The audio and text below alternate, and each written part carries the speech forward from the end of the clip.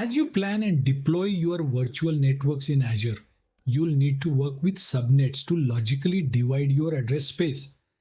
But here's something many overlook. Azure reserves 5 IP addresses in every subnet you create.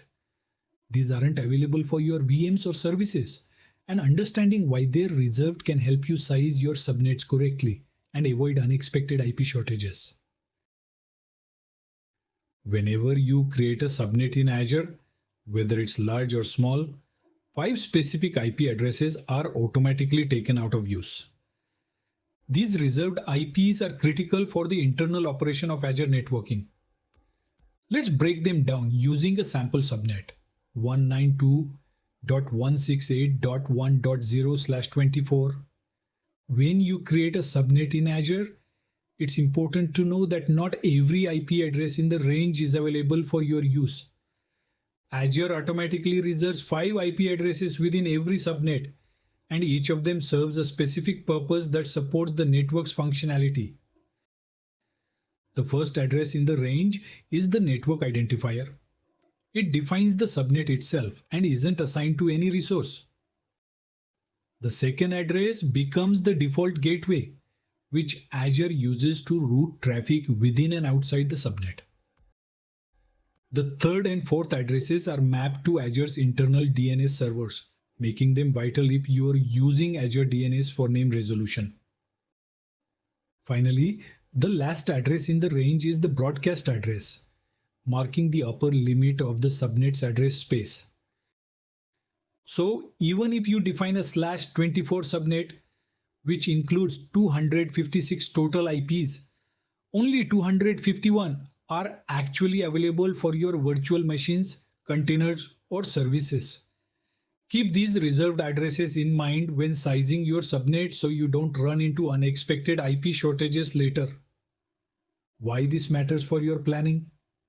When you are sizing your subnets, especially smaller ones like /29 or /30, you will find that the reserved addresses can take up a large portion of the range.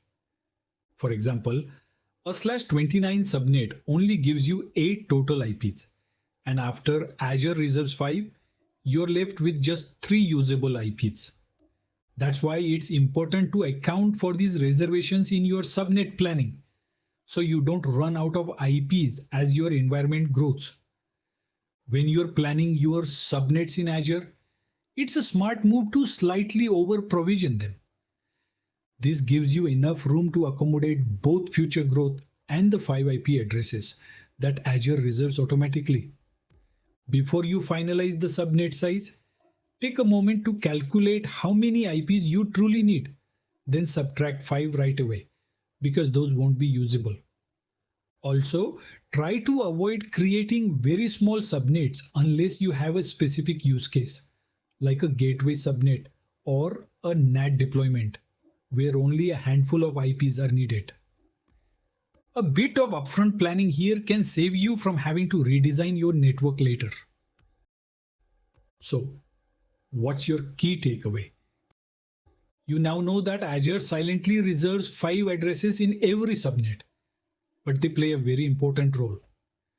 By understanding what these IPs do and how they impact your usable space, you will be able to plan your networks with more accuracy, reduce IP exhaustion risks, and ensure smoother scaling down the road. Your subnets aren't just about numbers, they're about strategy. And knowing what's off limits is just as important as knowing what's available.